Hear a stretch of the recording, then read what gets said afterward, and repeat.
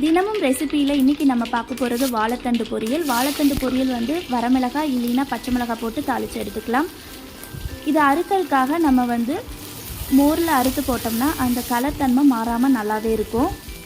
இதோட பெனிஃபிட்ஸ் எல்லாம் பார்த்தோம்னா இதில் நிறைய பெனிஃபிட்ஸ் இருக்குது. இது ஹீமோக்ளோபின் கண்டென்ட் அதிகமாக இருக்கிறங்காட்டி anaemic patient, digestion, constipation, diabetic patient, weight loss, kidney stone, heart burn, UTI பிரச்சனை இருக்கவங்க, பிபியை கண்ட்ரோலாக வச்சுக்கிறது எல்லாத்துக்குமே சூப்பராக உதவியாக இருக்குது. இதை எப்படி வேணால் சாப்பிடலாம். பொரியலாக எடுத்துக்கலாம், ஜூஸாக குடிக்கலாம், சேட்டாக இப்போ ட்ரெண்டிங்கில் போகிற சேட் மசாலாவாகவும் எடுத்துக்கலாம். சேட்டு செய்யறதுக்கு வந்து ஒன்றுமே தேவையில்லைங்க. இதை வாழைத்தண்டை அறுத்துட்டு கூடவே வந்து வெங்காயம், பச்சை மிளகா, கேரட், நமக்கு பிடிச்சிக்கிற காய்கறிகள் இதெல்லாம் போட்டு சேட்டாகவும் செஞ்சு சாப்பிட்லாம்.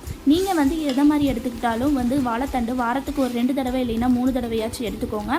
இதோட ஹெல்த் பெனிஃபிட்ஸ் நிறையா இருக்கிறங்காட்டி கண்டிப்பாக அதை வீட்டில் ட்ரை பண்ணி பாருங்கள். வாழைத்தண்டு வந்து குழந்தைங்களுக்கு கொடுக்கறது ரொம்ப நல்லது. ஏன்னா இதில் ஃபைபர் கண்டென்ட் அதிகமாக இருக்குது.